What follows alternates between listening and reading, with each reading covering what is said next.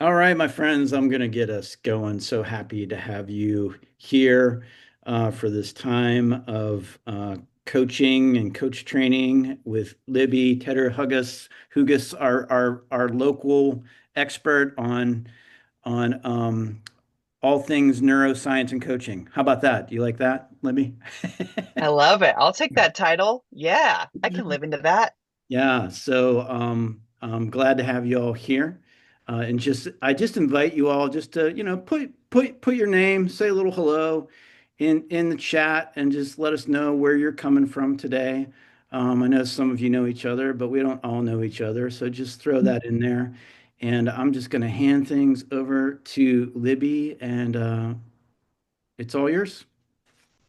Beautiful, Jeff. Thank you so much for the invitation to help lead this session today. And I am so grateful for all of these beautiful squares that represent human stories and human lives that are on my screens right now, ready to jump in and learn.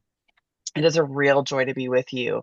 Uh, and as you begin to share where you're coming from, I would also like to know what curiosity question you are bringing with you, either about the subject of mental fitness or about how you anticipate using that to work with your clients, to evoke awareness or facilitate growth. So, what questions are you all bringing into today's session? Curiosity questions about what you want to know about how mental fitness can evoke awareness and facilitate growth in your clients. So we have folks coming in from Oregon, Kentucky, Canada, the Berg, love it, Puerto Rico, North Carolina,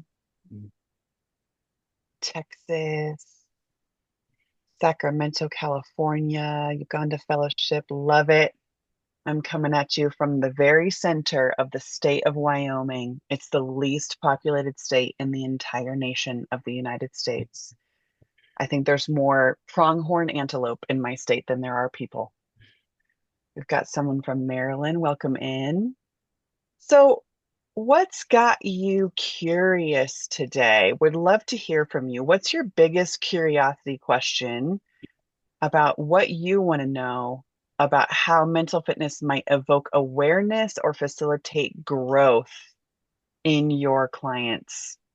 I'm going to give you 30 seconds to curate that question and then drop it in the chat.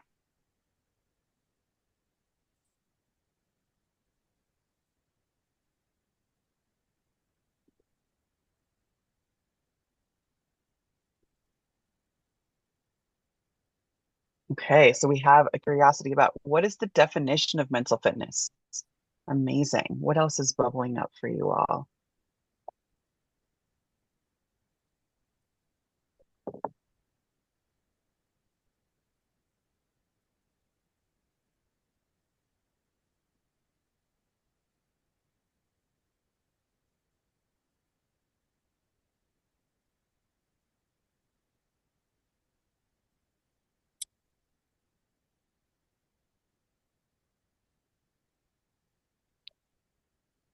As those questions bubble up, please don't hesitate to drop them in the chat.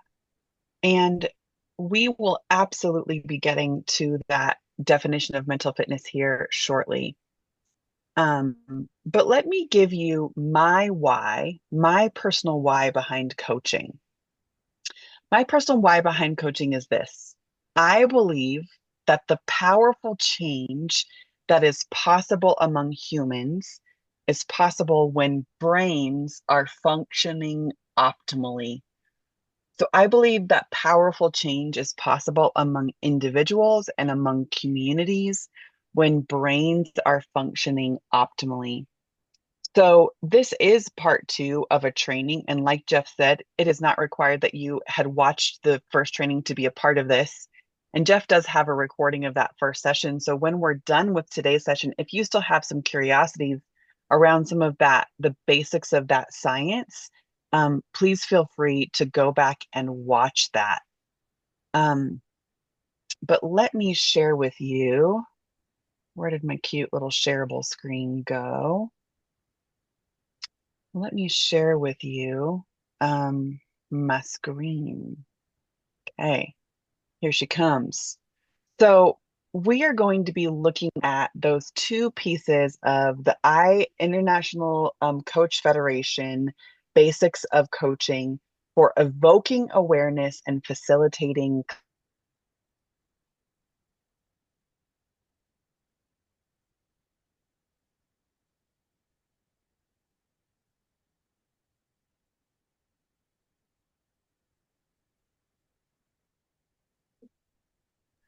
Uh-oh, she froze.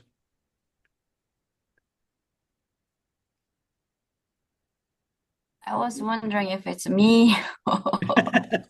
Nope, It's all over the place. she is frozen. Yeah, she is frozen. Maybe. Well, When she's giving us more breathing room, actually. Does your chat work whenever you're frozen? Buddy. she's back. She's coming Oh, back. she went away. She'll be back. Yeah.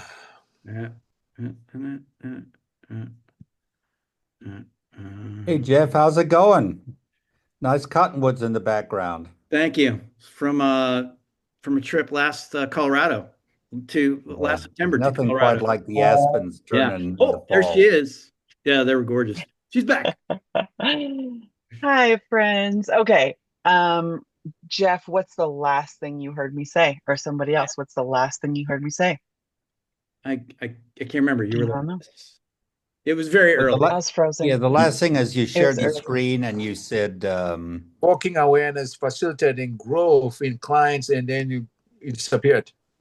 yeah. I disappeared. Okay, facilitating growth in clients. Thank you, Fred. I appreciate that. Okay, no worries. Let's hope. Let's hope that this beautiful internet sustains us here. Okay, so um, I have watched my clients over the past 8 years of my coaching career shift from self-sabotage loops where they are stuck and anxious and hypervigilant and hyperachieving to being able to explore, empathize, navigate, and innovate as the creators, creative, resourceful, and whole leaders that they are.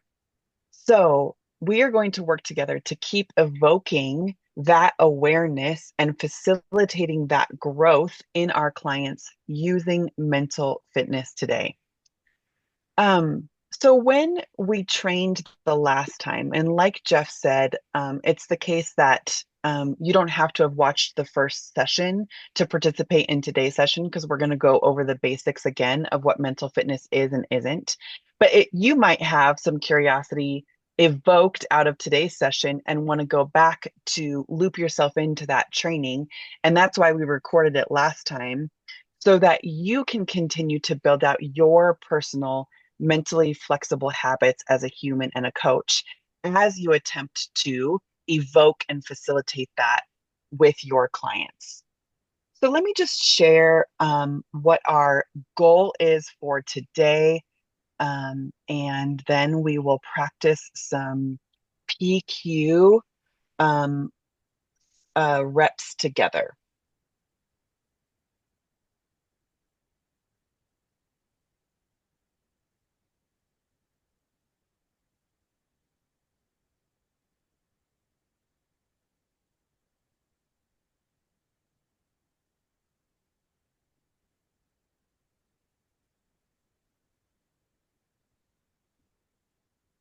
Okay, so our objective for today's session is to use the neuroscience behind mental fitness and begin to practice evoking awareness of the sage brain and the saboteur brain in our clients and facilitate the growth of clients to live from their creativity, resourcefulness, and wholeness, i.e., their sage brain being wise brain. Okay. So, as a reminder, those two objectives in the ICF, what are those called? That word's not coming to me, but the objectives of the ICF learning tools Evoking Awareness facilitates client insight and learning by using tools and techniques such as powerful questioning, silence, metaphor, and analogy. And on the facilitating growth side, partners with the clients to transform their learning and insight into action, promoting client autonomy in the coaching process. So those are a reminder of where we're headed. And I want to tell you a quick story before we look at the flow of today's session. I've been working with a particular client of mine for the past year, and she is a person who is a high functioning executive. She left a really big role at the executive level with a very famous global brand and is now opened her own coaching and consulting business as a business consultant.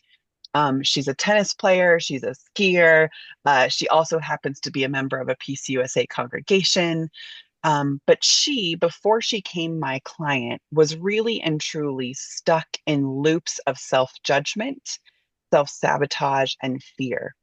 Even though she had sort of like grinned and bared it and gotten all the way to these high levels of success externally, internally, she was sort of on a hamster wheel, stuck in those loops where her fear brain was the loudest voice in her brain. And what's been so powerful about working with her across the past year together in coaching is that she went from being completely unaware of how those parts were functioning in her brain on her behalf to being able to pause, adjust, and pull with her brain. So she's one of my favorite stories to share when I'm giving the examples of what the power of mental flexibility is and what the power of mental fitness is, because she externally, like I said, would have come across to anybody she met as incredibly successful. But those loops that she was caught in her own brain were keeping her stuck. So we now are going to look together at a little review of what mental fitness is. So we'll get to that definition here shortly. Then we're going to look at what are the saboteur brain patterns. What are those patterns that I mentioned earlier, hypervigilant, controlling, achieving, that keep us stuck and blocked from our creative brains? Then we're going to look together at the powers, the sage powers, how our higher thinking, love volumed brain can work with us. And we're going to begin to practice these out loud in the group and in breakout groups for how we might do this with our clients. And then we're going to work on a little bit of integration and some Q&A on how we can take this outside of this workshop and into our coaching practices. So that's where we are headed today. So as we get started, I would love for you all to join me in this agreement of how we're going to have our conversation today. So many of you know I have a giant crush on Brene Brown, and I follow anything and everything she ever teaches because she gives us such a powerful way to understand our own vulnerability and courage as humans. And I think that her teaching often inspires the way that I coach. So she has this mantra that says, we're going to be awkward, brave, and kind. So as we enter into our workshop today, this is my invitation to all of us. I'm going to invite you to come off of mute. And in a moment, if you would be willing to speak one of these lines out loud, we don't need to go in any particular order. And if you're in a space of needing to have a more quiet and introverted workshop today, you're not required to speak out loud. But if you would like to help us set this space together, here's how we're going to guideline our conversation today. So I'll read the first line, and as you would like to, come off of mute and read the other ones. So we commit to co-creating awkward, brave, and kind space. We acknowledge one another as equals.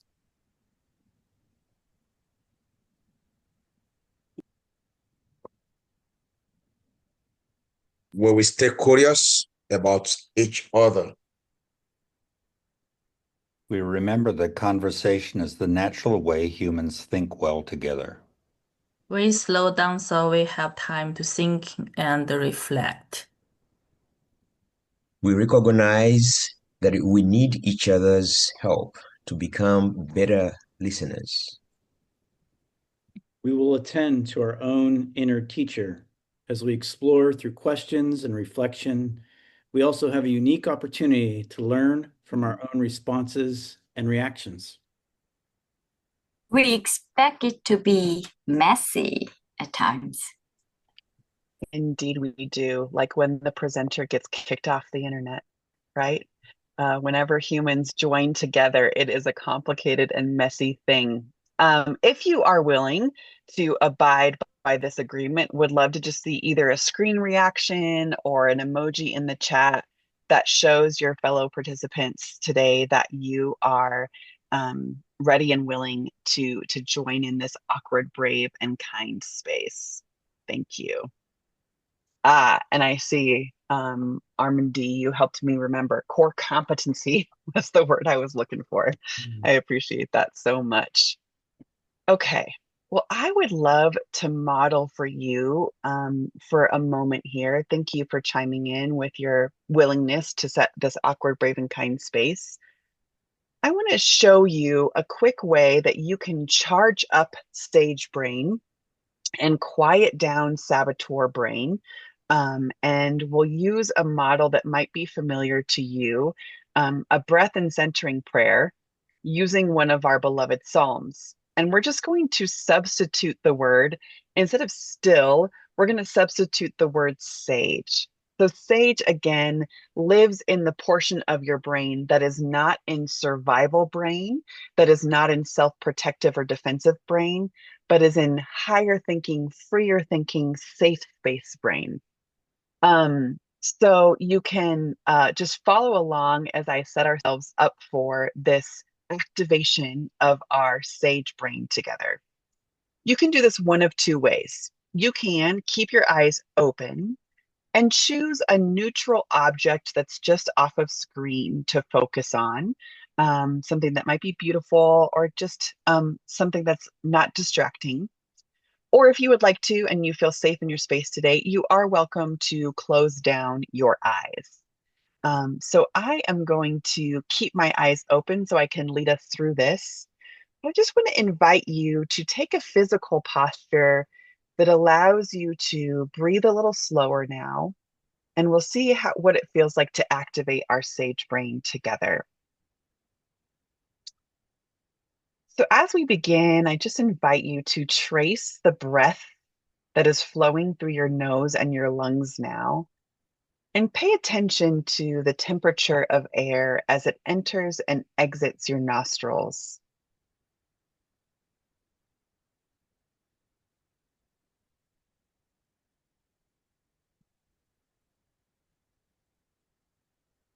Creating a slightly slower pace here between thought and action, just breathing in and breathing out.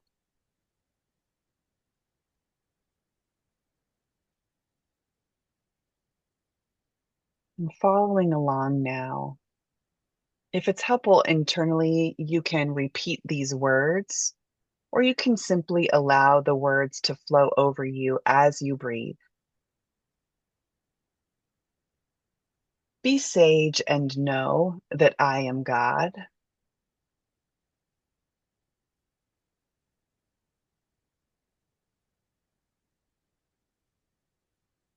Be sage and know that I am.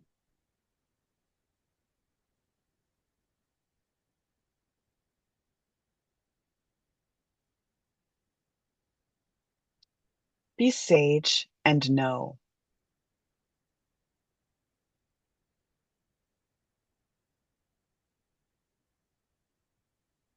Be sage.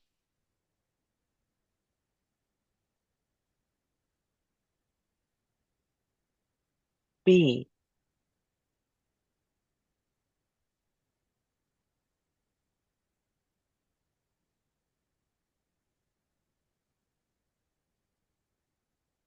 from this place of sage brain, I just invite you to recognize that what we have done together here is intercept automatic brain and give volume to sage brain.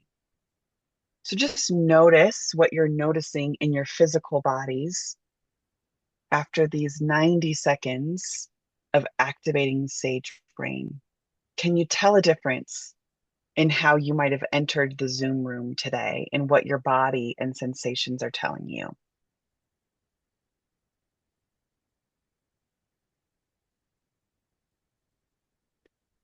And now, as you're ready, I invite you to sharpen your focus and come back into the room.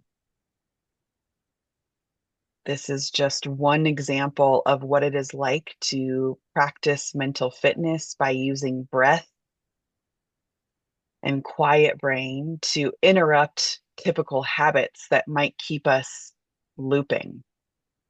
Okay, so let's shift, friends, into a little bit of either review or teaching about what mental fitness is. So,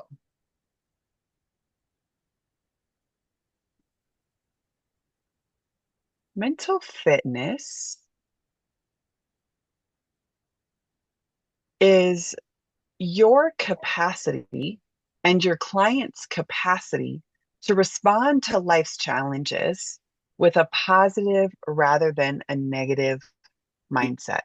You've got something in the middle there, Libby. I don't know if you see it. It says I do. audience Okay. window. Yeah, there you go. Just Oh. X out of that thing. Is that better? Can you see Yep. it now? Got it now. Yep. Beautiful. Okay, friends. So your capacity and client's capacity to respond to life's challenges with a positive rather than a negative mindset. So this capacity question is one of my favorites when it comes to mental fitness. I love community organizing's definition of power. Power is the capacity, ability, and willingness to act. So that's going to fluctuate. Not only is it going to fluctuate through our days, but it's going to fluctuate season to season. It's going to fluctuate context to context, relationship to relationship, right? So we are evoking awareness and facilitating the growth of our clients to increase their capacity to respond to any challenge that comes their way with a positive rather than a negative mindset. Another way to think about mental fitness is this: it's the strength and resilience of your mind and your client's mind to choose self-awareness and take 100% responsibility for each action, resulting in emotional intelligence, which becomes the ability to handle stress. Now, I don't know about you personally or what you're witnessing with your clients, but it is extremely difficult to be a human being on planet Earth right now. So there's not one single one of us that is walking through the world without massive amounts of stress, right? Massive amounts of activated survival brain happening. So mental fitness then, in evoking this and facilitating this growth in our clients, we are seeking to build out their strength and their resilience, to practice observation of their own habits, to practice observation of their own beliefs, so that they can take responsibility for how they are showing up in the world. Because if every human being took 2% more responsibility for how they're showing up in the world, we might have a kinder planet to live on, right? So mental fitness then is all about the capacity that we have to face the challenges that come our way with this resiliency and with this strength. Now, what I love about mental fitness is that we have promises in scripture that remind us that God is creating new creations all the time. God is up to new things all of the time. And this is true for the neuroplasticity of our brains. You can teach old dogs new tricks. You can do it. I'm living proof. My clients are living proof. I'm sure the relationships that you have with your clients are also living proof. So, what we are about then as coaches is we are helping our clients to intercept the events of their lives, the questions of their lives, the challenges of their lives, in order to help them create new neural pathways around hard things. Okay. So, let's just remember what the difference is between the push and the pull of our personal brains. Okay. Um, some of us that have reference to American commercials from 30 or 40 years ago. Some of us might not have this reference, but there was these TV commercials 30 or 40 years ago that showed what people's brains on drugs looked like. And there was a frying pan and there was a fried egg in the frying pan, and they were like, this is your brain on drugs. So if you want to think for a moment about what your brain looks like on sabotage, you can think that your brain on sabotage looks like the activation of your stress center. It looks like the activation of your negative emotions. It looks like tunnel vision. It looks like blackout behavior. It looks like just can't get out of the rigidity of hard things. Okay. But we believe that God is up to doing new things and creating new neural pathways in our brain. So we believe that your brain can function on positive sage brain, love brain spaces. And your brain on sage looks like creativity, looks like big picture thinking, looks like clear, innovative ways of being in the world. So, one way that I often talk about this is through the imagery of the push-pull of doorways. Okay, so I want you to think about a time when maybe you were approaching a door that was very, very familiar to you, and you spent about 30 seconds pushing until you looked down and you read the sign, and the sign said pull, right? Sabotage is the automatic habit of our brain to walk up to the door and just start pushing without thinking, right? Sage brain says, pause, look at the door first, see what the instruction is giving you, and then either push or pull. But in general, pull with the sage brain of your brain. So I am curious if you all can come up with, pause this right here and ask a little question in the chat. Can you name a common self-sabotage that you spot in your clients right now? Maybe it's making, maybe it's habits that they're not able to get out of, maybe it's a posture of fear. Can you name a common self-sabotage that you're spotting in clients right now? And just go ahead and pop that into the chat.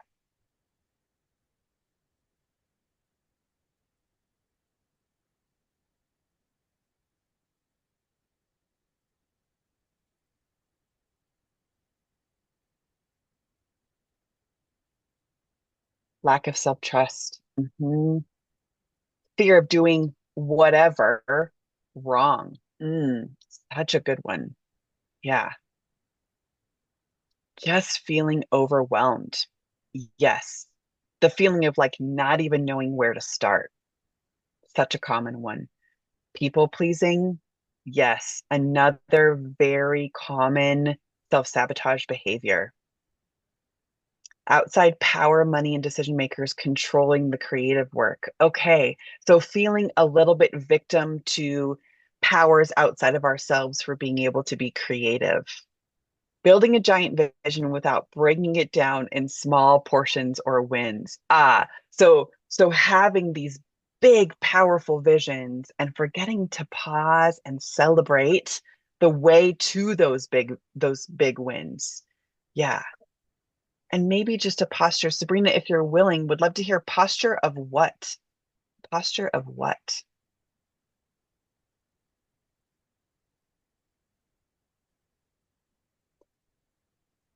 Now I want to ask you to imagine that with the thing that you just named, and put into the chat, imagine that in a coaching session with a client, you could spark sage awareness instead. How would that shift the flow of your coaching session? So, if in a coaching session someone is stuck in sabotage and you could help them spark their sage brain, what would that do to shift the flow of your coaching session?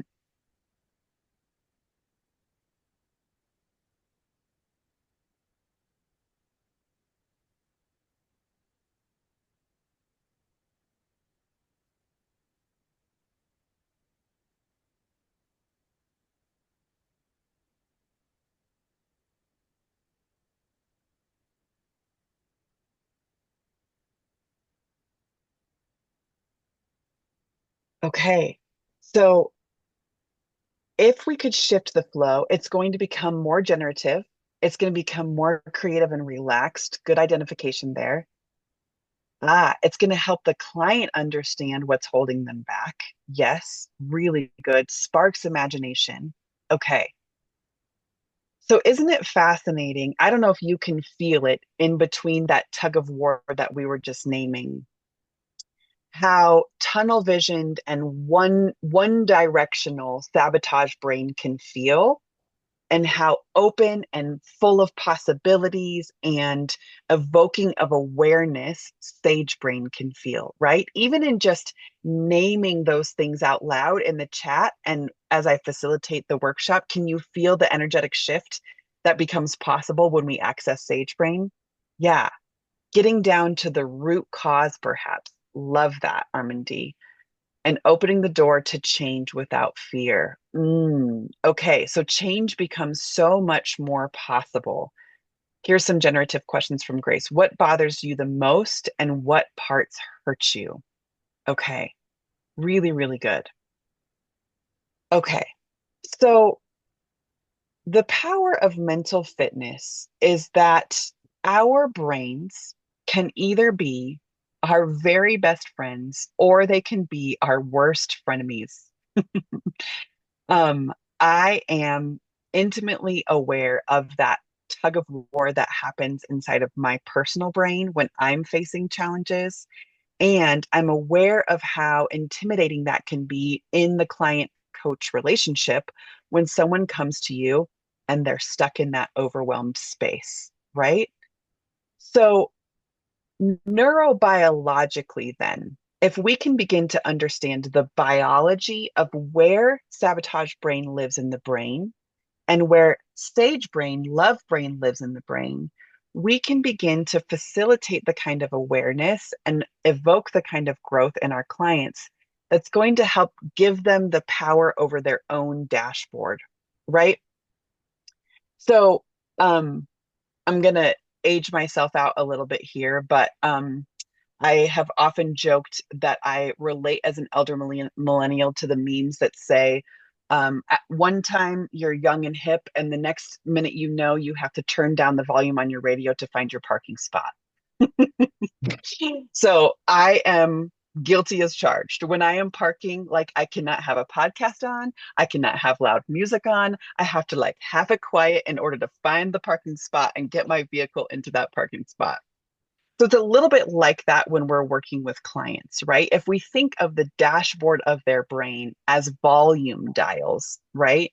We can begin to help them adjust the loud, overwhelming volume of fear, stuckness, and sabotage in their brains and right size that back down where finally love brain can take control and they can hear enough to park or activate or put into drive the thing that really matters to them in the coaching session. So let's go to the three core muscles at the very root. You mentioned root cause earlier, at the very root of mental fitness. So these are the results of the factor analysis of what makes mental fitness possible. There's three muscles here. There's the intercept muscle, there's the command muscle, and there's the energize muscle. So all three of these muscles inside of mental fitness need to be activated for the client to get out of self-sabotage and to get into a place where they are able to function more reasonably. Okay. So saboteurs, as a reminder, live inside. I'm pointing right back down here to the base of my skull, okay? Because this is where the brain stem is. These are the most unrefined, survival-based versions of our brain. This is where the amygdala lives, and then the limbic system in the brain is where sabotage lives. Sage brain lives in the middle prefrontal cortex of the brain and in the empathy circuitry of the brain and in parts of the right brain.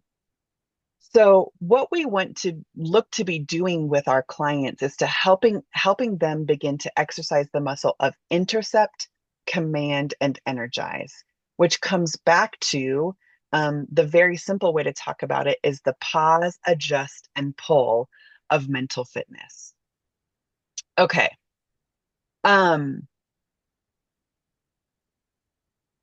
Let's see here. Okay. Sabotage brain is the part of our brain that is constantly sabotaging our potential for happiness in performance, wellness, and relationships. Now, believe it or not, any negative emotion that we ever have, including stress, is the result of self-sabotage. And what's really fascinating about helping to evoke mental fitness in our clients is that there's three kinds of judges. Okay, so in a moment, I'm going to break down the 9 kinds of sabotage patterns that are present in everybody's brains, but some of us find ourselves relating more to some of them than others. But everybody, it is universal that the judge, the inner critic, the imposter syndrome lives inside of each of us. And there are 3 modes in which the judge functions, okay? Judge of ourself, judge of others, and judge of events or circumstances. So I want to invite you now to bring to mind a client that you've worked with in 2025 that has been particularly challenging for you as a coach to work with.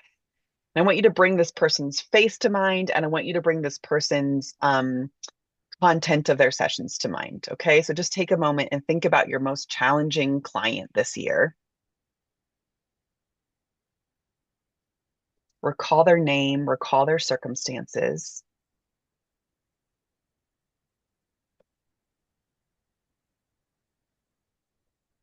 And now I want you to think for a moment, where do you sense that their judge saboteur is most active?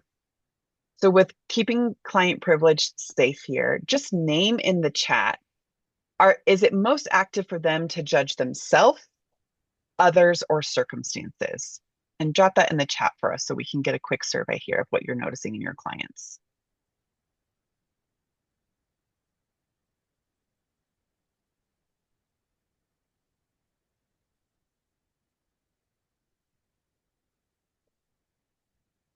We've got some self-judgment going on. We've got some judgment of others going on. Yeah. And would someone come off of mute and share with me what it's like to begin to perceive that judgment is not one-dimensional? How is that helpful to you when you think that judgment is not one-dimensional? I'd love to hear someone come off of mute and share with me.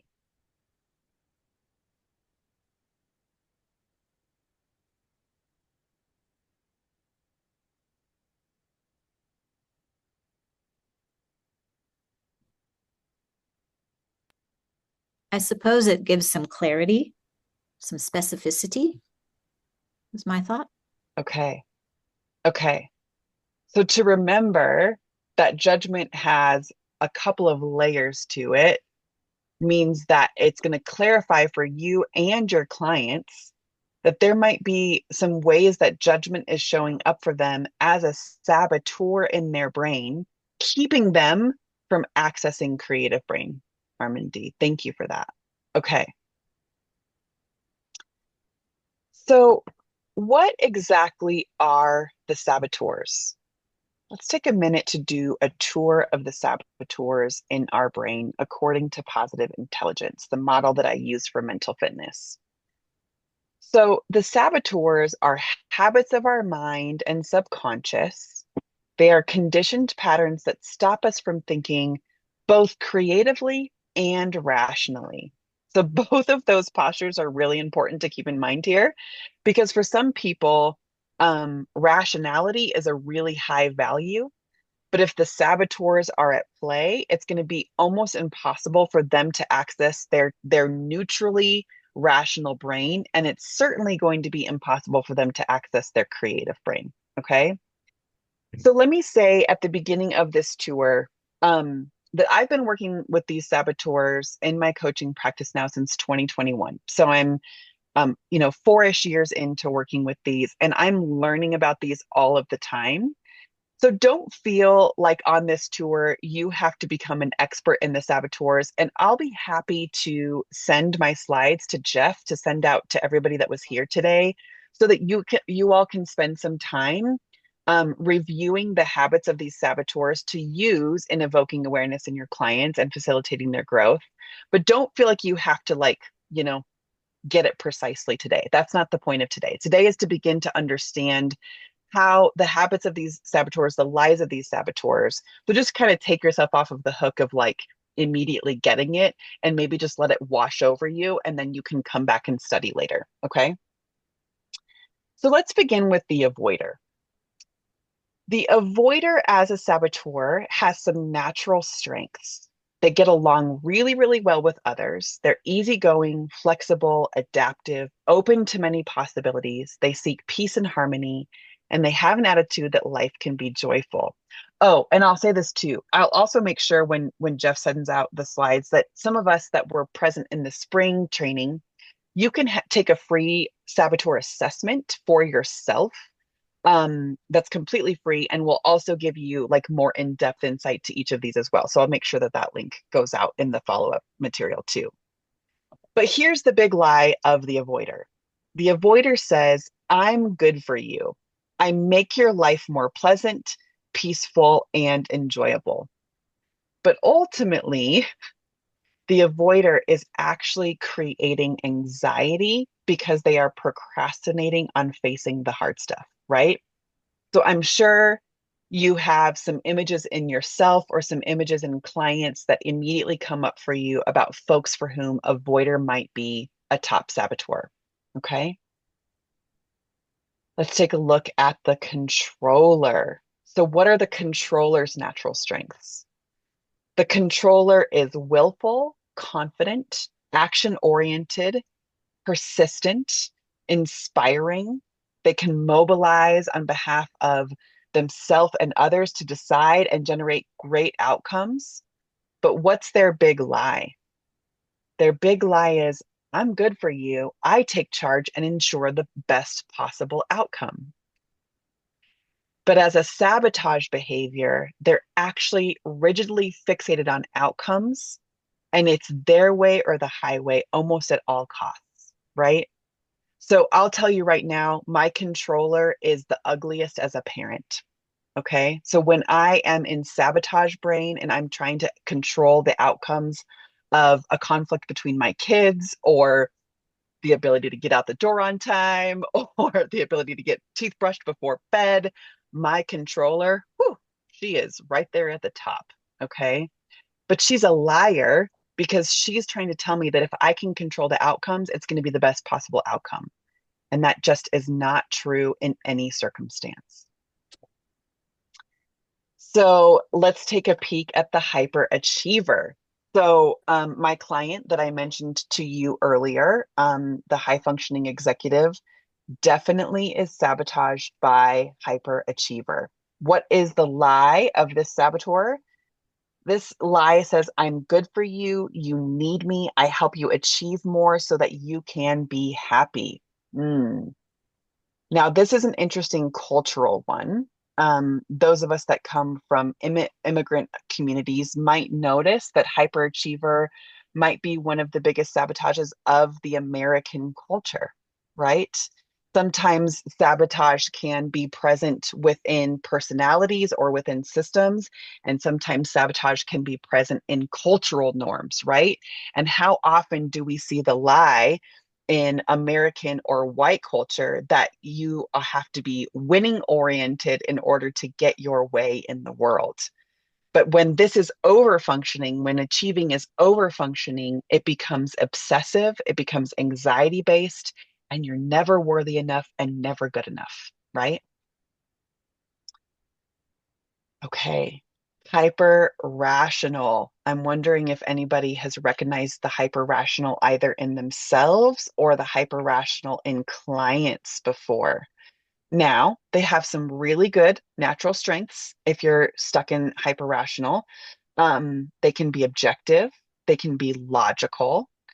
But the big lie of the hyper rational is that I'm good for you because you make better decisions when you're objective and unemotional. So, taken to the strongest degree, right? These types of folks will come across uncaring, arrogant, superior, and out of touch with intimate relationships. The hypervigilant. These folks, this one ranks high for me for sure. Now, natural strengths of the hypervigilant, they're sensitive people, they're aware of risk and danger, they're guardians, they're loyal, they're reliable and dependable. But what are they doing? They are constantly scanning the horizon for what could go wrong in the worst case scenario. They have an exit plan no matter where they are at no matter what time. They've got an exit plan because the hypervigilant is super attuned to what could go wrong. The big lie of the hypervigilant is I'm good for you. Life is full of danger. If I don't look out, who's going to look out? Worry means I'm being responsible. Can't you tell how responsible I'm being by worrying for that thing? But taken to the sabotage degree, what happens? Chronic doubt, extraordinarily sensitive, and suspicious of others. Okay. Okay. Almost there. Let's look at, oh, we did hyperrational already. Let's look at the pleaser. So this came up in our chats earlier, right? That some of the sabotage that we see in clients might be in people pleasing. So people pleasers are so lovable, right? These are the twos on the Enneagram, of which I am one of them. Our natural strengths are that we are empathetic, we are loving, we are giving, we are sensitive, we are immediately tuned into people's feelings and needs. But what is the big lie of this saboteur? The big lie is I'm good for your brain because I help you build strong relationships. Well, strong relationships are good if they are mutual. If they are mutually engaged in and not coercive or overbearing, then a strong relationship is a beautiful thing. But the pleaser saboteur can only gain acceptance by affection, by helping, by rescuing, rather than entering into consensual relationships. So we might find pleasers slightly higher in the helping professions and the new worshiping communities than we might find in other industries because folks are going into this work to do what? To help others. But if that sabotage is functioning out of over functioning rather than right sized to love brain, then it's going to be believing the lie that they are necessary, right? And pleasing is not necessary to healthy relationships. All right, let's look at restless next. Restless next. Restless has some natural strengths. They have these are the sevens on the Enneagram. These folks have high energy. They're curious, they're spontaneous, they have contagious enthusiasm and appreciation for life. They're capable of really good productivity and creativity, often at the last minute, but they're good at inviting others to create with them. But what is the biggest lie of this version of sabotage? They believe that life is simply too short and it needs to be lived to the absolute fullest because they have FOMO. They don't want to miss out, fear of missing out. So they're always going, right? The restless is just like seeking the next best thing.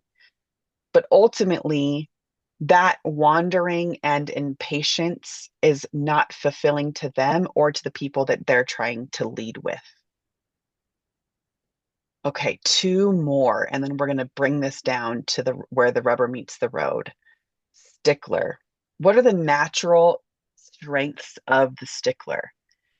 The stickler brings order out of ambiguity and chaos and pays attention to detail. This is a very organized person. They have high qualities and standards. They're principled. They do the right thing and they're disciplined. But what is the best lie of the stickler? Their lie is, I'm good for you.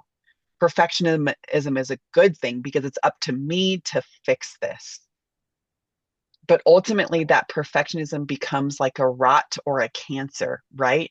If you're a rule follower and you're rigid and there's no room for mistakes and no room for learning and no room for growing edges, then it's going to hold you back from the kind of true curiosity that's going to give you growth that matters, right? And lastly, the victim. The victim has the natural strengths of being naturally introspective and appreciative of all uniqueness. They see nuances and inner workings and connectedness. They're deeply sensitive and inspirational. But their big lie is that they will get more attention and connection by playing the victim card. I'm the only one that this happens to. I can't believe this is happening again. It is such a problem that nobody is here to help me out. Wow. The presbytery is up against me again. I can't believe that no funds are coming in this month, right? So the victim holds repressed rage that can turn into depression, apathy, and fatigue if they're stuck in that victim sabotage space.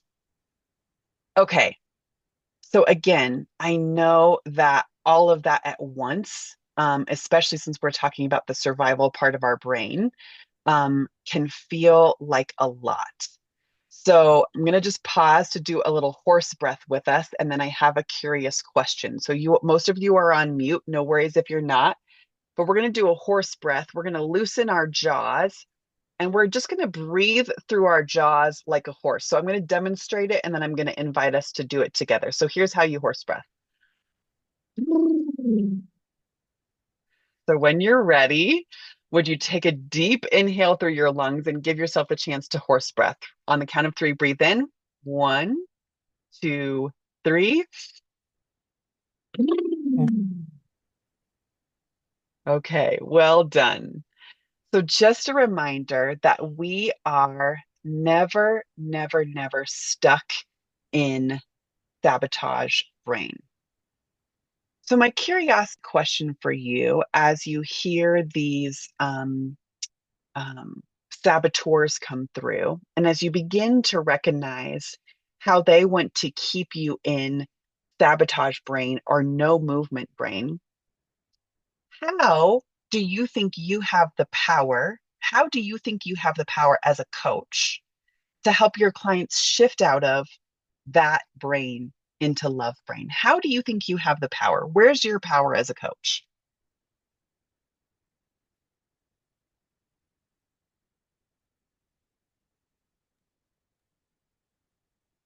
Yeah, as a coach, I need to voice what I'm noticing. Okay. So as a coach, please continue, Fred. Go ahead. Yeah, as a coach, I need to take note of what I'm noticing, and voicing it. I mean, naming it helps the person to see what's happening there. But in the same token, I might notice something in me. I mean, it works both ways. Okay. So the power to use your voice as a coach to offer back a mirror to the client of what you're noticing is going to evoke their awareness when they might be stuck in a sabotage pattern. And what I would add to that, Like you said, it's a two-way street. What I would add to that is the power of the neutral coach's chair. Okay. So here's what I mean by that. Going back to judge of self, judge of others, and judge of circumstances. When sabotage brain is activated, it's like our hand on a hot stove, right? So if we are fixing tea or we're fixing a meal on our stove and we get distracted and our hand lands on the hot stove, what we need to do is we need to remove our hand from the hot stove, right? That's the first step in not getting burned. Well, sabotage brain wants to burn us. It wants to keep our hand on the hot stove. So mental fitness then becomes the ability as the coach to be like, wow, that thought pattern seems to be burning you right now. What's it like neutrally for you to remove your hand from the hot stove? And what becomes possible when you're out of burn mode, right? So that neutrality towards self and that neutrality towards the pattern in your client is going to be really critical to facilitating that awareness. I love that, Fred. Okay, so others are offering here attention. So I know that you're testing my sabotagiousness. So being neutral and saying to the saboteurs, I can see you at work here. And then we're offering up co-regulation. Great one. Co-regulation in the coaching container is actually really powerful. So noticing with the client, hey, I can see you're stuck with hypervigilant again. I can see you're stuck with stickler again. Would you like to take a moment to breathe through that together? Would you like to take a moment to take your hot hand off the hot stove? Listening and interrupting questions. This is great, Sabrina. I love that you're raising this because fear brain is fed by automatic brain. So as we all know, when we're evoking awareness and facilitating growth in our clients, part of the power of that is that for that half hour or 60-minute session that we're working with them, there's nothing else going on but coaching, right?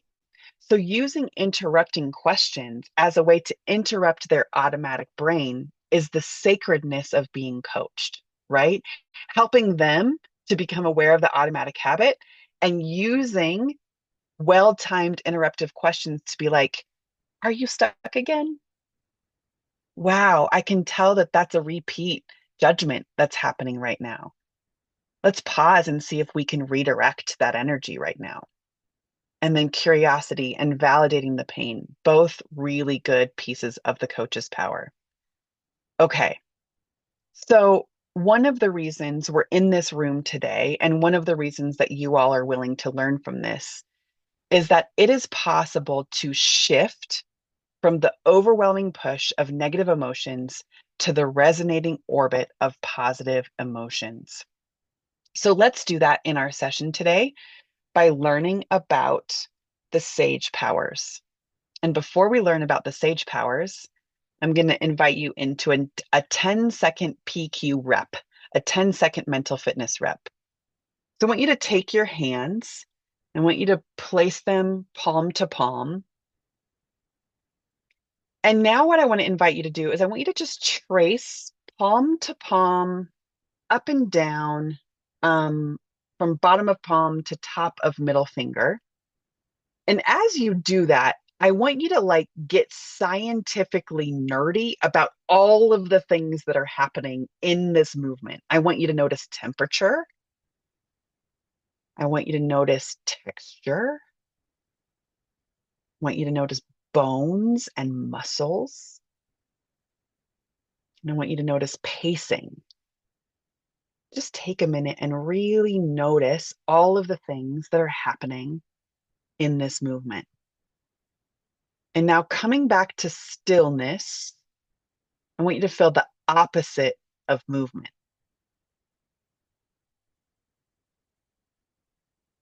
So this is an example of a 10-second co-regulation that you can offer to yourself and or to clients if they're really stuck in fear brain, to just interrupt the pattern with physical sensation.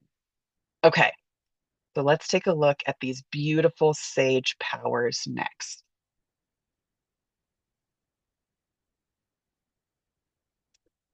So sage brain, my friends, lives in the region of the brain associated with positive emotion, peace and calm, clear-headed focus, creativity, and big picture thinking.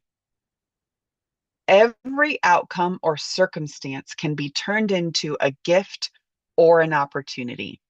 This is a pretty bold statement from Sage Brain, but let me tell you, I have tested this over and over and over again in my own brain, and I have tested this over and over and over again in my clients' brains. Every outcome or circumstance can be turned into a gift or an opportunity. So here's the counteractive powers that counteract those saboteur patterns that we just talked about.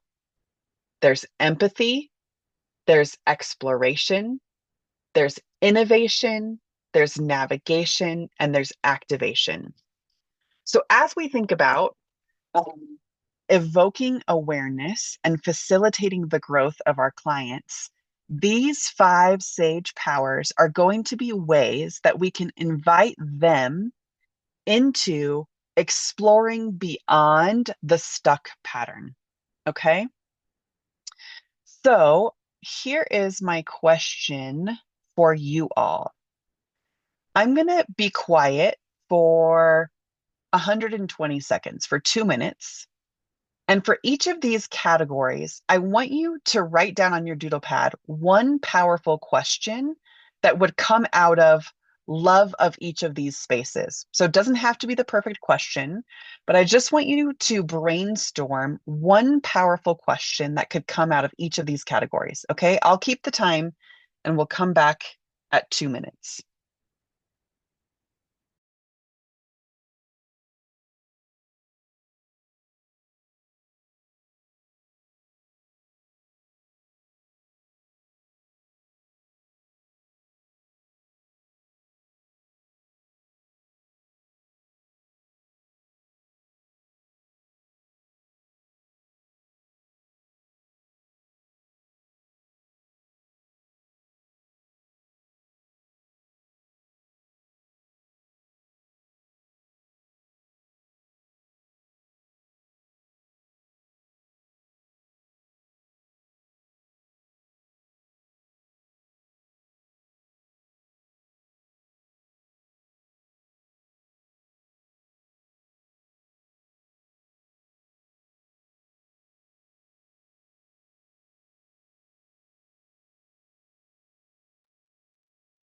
Thirty more seconds to keep writing. And if you don't get all 5 questions, no big deal.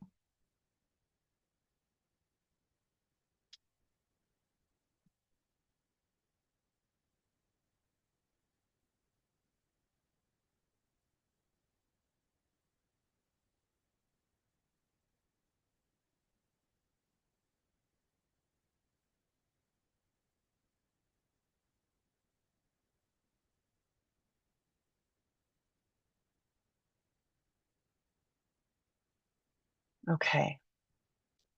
So would there be anybody either in the chat or in out loud that would be willing to share with us what is a powerful question in the empathy category that you might want to use with clients?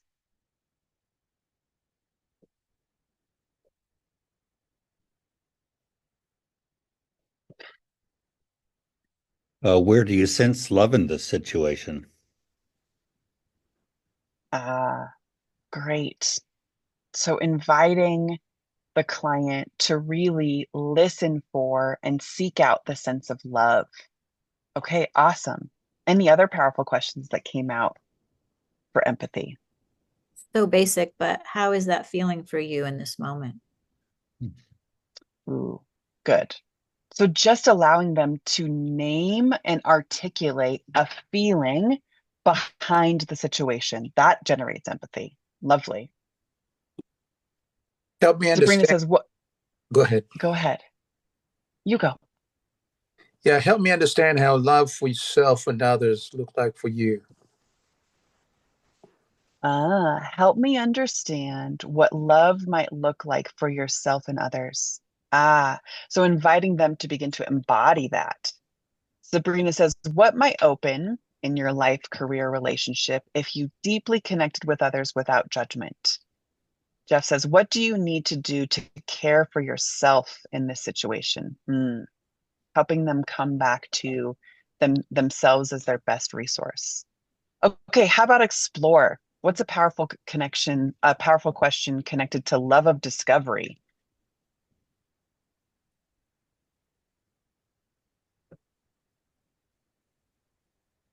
What have you discovered about yourself that have shifted your thinking? Ooh, what have you discovered about yourself that has shifted your thinking? Yeah. So just using that word discovered, right? And that word shift, both of those are exploratory words. Yeah, what solutions might others be thinking of? Okay. So helping them think outside to resources beyond them. What solutions are available outside of you right now? What have others thought of? Great question. Where is their excitement to explore and be curious right now for you? Good. Okay, how about innovate? Let's go to innovate. Love of possibility. What questions are coming up there for you? What's something new you haven't tried yet? Good. What haven't you tried yet? Let's get innovative here. Let's use innovate brain. Good. What's another one?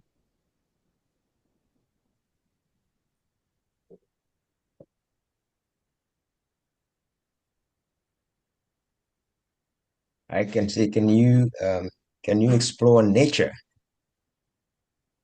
Ah, love that. What can you explore in nature? I'm going to offer one here in the chat that you are free to copy and paste in your coaching sessions. This is one of my favorite innovate questions. What's 10% possible?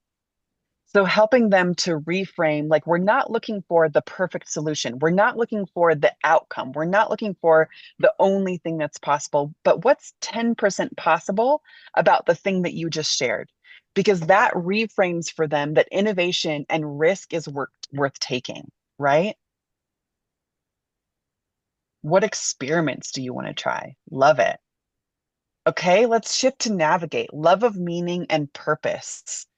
What question might evoke navigation, the power of navigation for your clients? I just said, what lights your fire? What lights your fire? Good.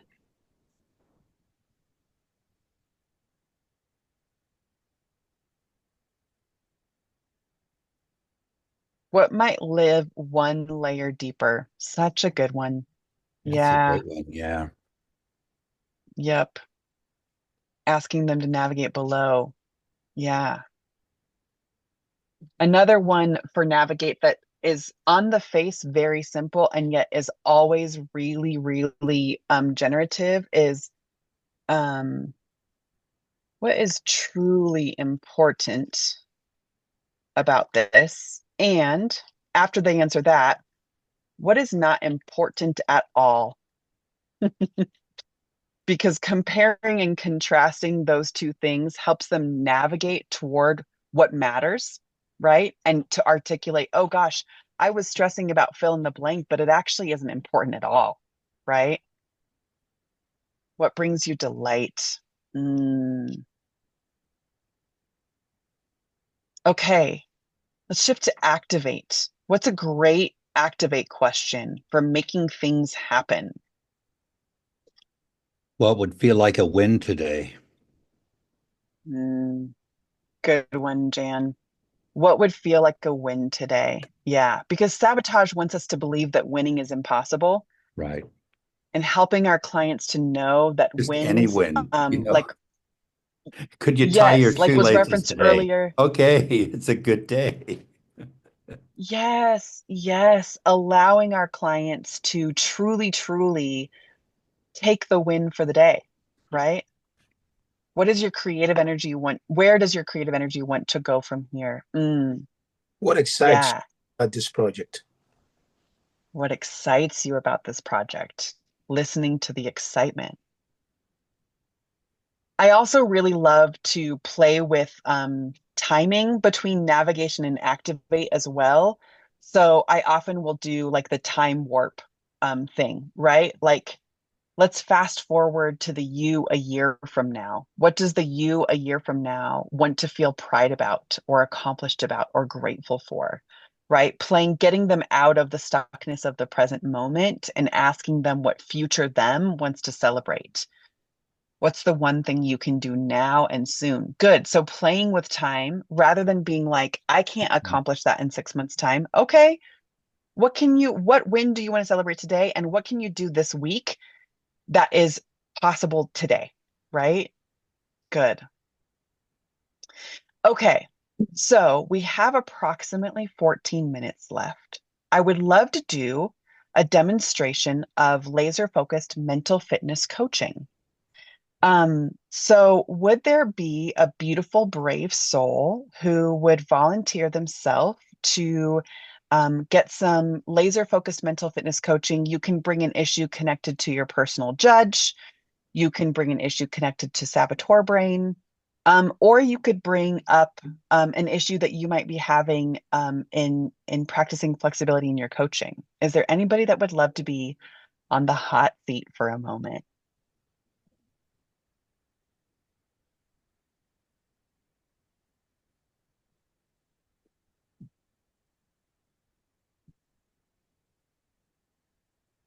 Any brave, beautiful souls?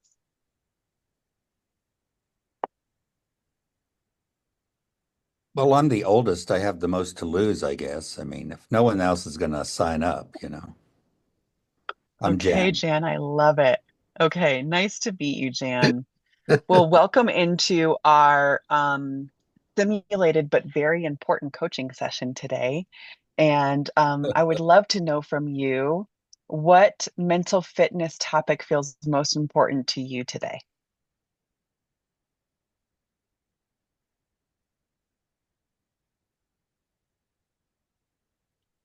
I would just like to solve it all. You would like to solve all of it, huh? Yeah, just today. Yeah, yeah. Yeah, there's a lot of things going on in terms of work. Um, but there's kind of limits to what we know. There's challenges ahead. And I Mhm. think the hardest thing is to know what levers I have still available to to make things go better. So that's Mm, kind of fuzzy okay, logic. I mean, we don't have a whole lot of content there. But I'd say I'm just okay. trying to handle on a whole lot of large moving parts. Ah, okay. So if I'm hearing you correctly, there are large moving parts specifically in your work environment, and you are seeking the kind of levers that might be most valuable for you to pull to keep those parts moving. Moving what? Fill in the blank for me. To not do harm, but also Hmm. to be generative in terms of communications, helping with hard information, much of which can't be shared because of what would you call it? Confidentiality issues, that kind of thing. Yeah. So how do you communicate Okay. confidential stuff that can't be communicated? Ah, okay. So let me ask a clarifying question there. Are you looking to be a communicator of confidential information to um, folks you're in ministry with or collegially? Where's that information need to be I'm communicated? not communicating any of the confidential material, but what it Hmm. is there are people who are affected by activities of judicial processes in the church. Hmm. So I'm just trying to be Hmm. pastoral to them. And at the same time, Ah, just tell them, you don't know what you didn't know. I like this one thing, kind of what is truly important and what is not important at all. Well, what's truly mhm. important is to share the love of God and that we care and people are working hard to do the right thing. What's not important Mhm. is for them to know everything, though that is what they think is the most important thing. If we just knew, we'd be Okay. happy. But Yeah. Okay. Okay.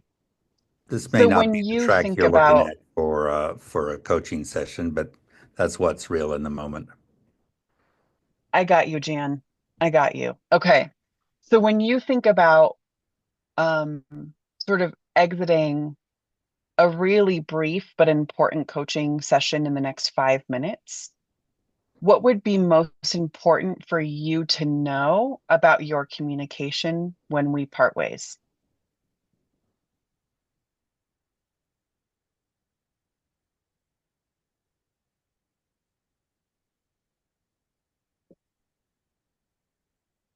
That perhaps I'm bringing the best possible communication that could be done. Yeah. And I Okay. don't know So how you're to really seeking, calculate that. yeah, you're seeking to understand both the internal intent of how you communicate, as well as maybe some external feedback from how that's being received. Is that fair? Right, right. I put together a Q&A sheet from what questions I think that people would ask, tried to have the answers there to the extent that they can be enumerated. And then we're Yeah. trying to do a lot of content work and contact work with folks. So Yeah. So you're being proactive. definitely proactive, definitely engaged, Yeah. definitely building the team and community around, okay, what is it that we want to communicate together? We agree on how that is, have some good back and forth so people get to um, beat on the contents, tee it up so, people are comfortable throwing mud at it. So just trying to Yeah. work that process so that it can provide for the best communication and also the best. Um, there's just a lot of people affected by what's going on. So can we encourage them through the journey that, we'll make it through that kind of thing. Okay. You are seeking to be encouraging. And Jan, would you be willing to do sort of a brave, small exercise with me for a moment? Oh, sure. I'm brave and small and exercise a lot. So. Okay. I want you to take your hand and put it over your heart. And for just a moment, would you close your eyes with me? And would you really go internal for just a moment to seek out what's the biggest negative emotion you have associated with communicating well right now? What's the biggest negative emotion you have? And when you have access to that, just name it out loud.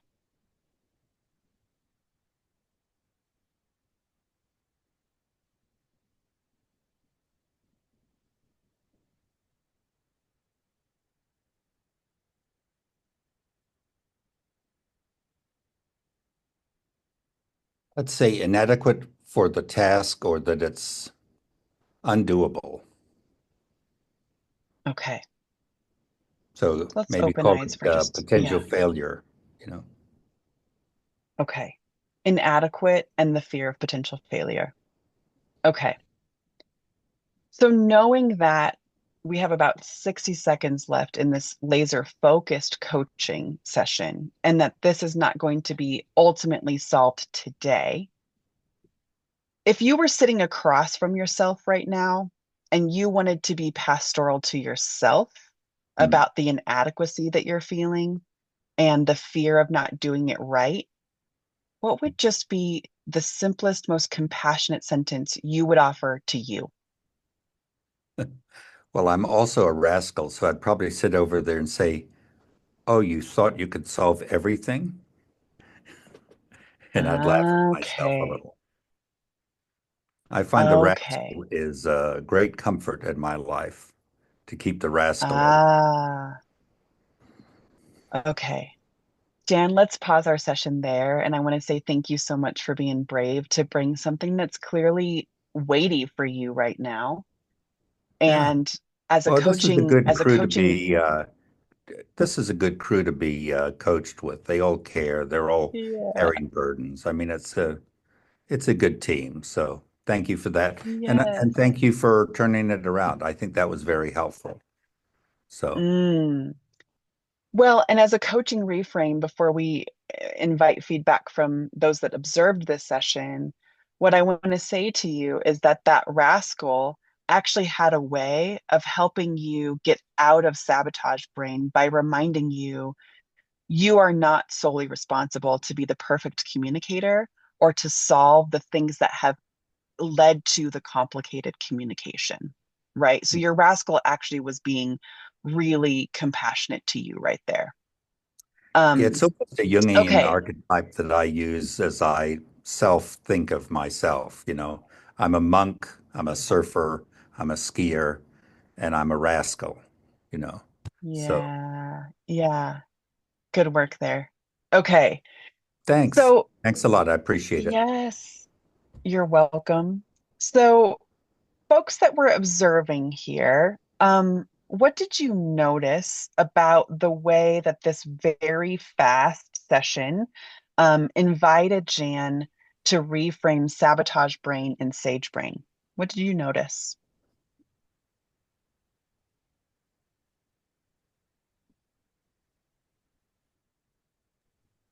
For me, I think Jen, he has what do I call it? Is the wisdom to control uh, Mhm. all all the situations that can happen. As he just said, one thing to be when he was saying you think you can solve everything, which I normally think Mm, that I always tell people one day at a time. yeah, yeah. Thank you, Adrien. Yeah, Yeah. I think So, there's something you did with him that actually kind of got my attention. Is that when he introduced his subject of concern, but you allowed him, you affirmed it. You didn't go, that's too broad, and then just kind of walked alongside him to allow him to elaborate. And he did a good job of elaborating, breaking it down into mm, several areas that needed to be touched, which was better to help him have a clarity of mind. Because I mean, mm, and I can have few words of painting this shorter picture, but he was able to paint a beautiful picture for you to see where he was and things he was dealing with, which is just a beautiful way of yeah. helping. Yeah. Yeah, thank you, Fred. Yeah, allowing the client to sort of like get there sometimes is part of it, setting up that initial agreement, right? And clearly, this matters to Jan. Like, Jan is feeling some big, complicated emotions around a very complicated scenario and Mhm. just needed some affirmation that we can get there together, right? That's what coaching is about. Sabrina says you affirmed and gently invited an interruption, good noticing with touch movement and naming what bubbles up. Yes, Mm, that was very intentional, right? Jan was stuck a little bit up here and needed help touching the body and the emotions behind the intellectual problem, which is mental fitness, right? Mental fitness is what's beyond the looping going on here. And Jeff says using the body as a way of connecting with the feeling. Precisely. Yeah. Okay, friends, we're coming up against the end of our session. Just want to invite you to take a moment, 30 seconds, to just write on your doodle pad, what's your aha movement from today's workshop? That was a typo, but we'll take it both. What was your aha moment or your aha movement from today's workshop? And what's one action or question that you want to try in coaching with your clients? Just take a moment to jot that down, and then I'll leave you with one reminder before we close out.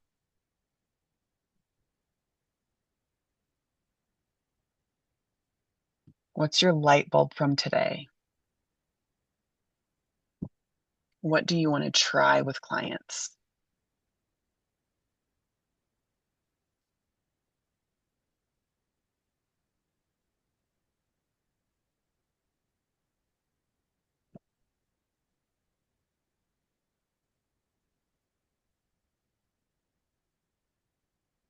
So a reminder about what we're aiming for when we evoke mental fitness awareness or facilitate the growth of our clients is the pause, adjust, and pull.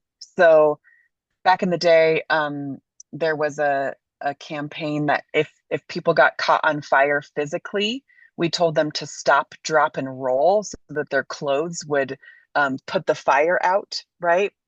And it's actually the case that when we're working with our clients, their brains can catch on fire. So the stop, drop, and roll of mental fitness is pause, adjust, and pull. We're aiming to help our clients find more presence, more power, and more peace in our sessions.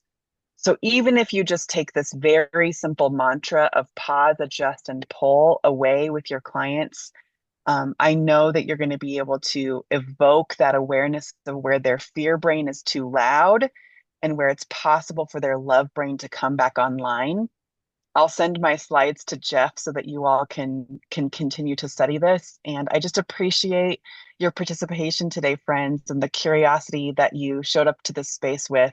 My prayer is that your clients will be served to turn up the volume on Love Brain because you're willing to be curious coaches. So thank you, thank you, thank you. Much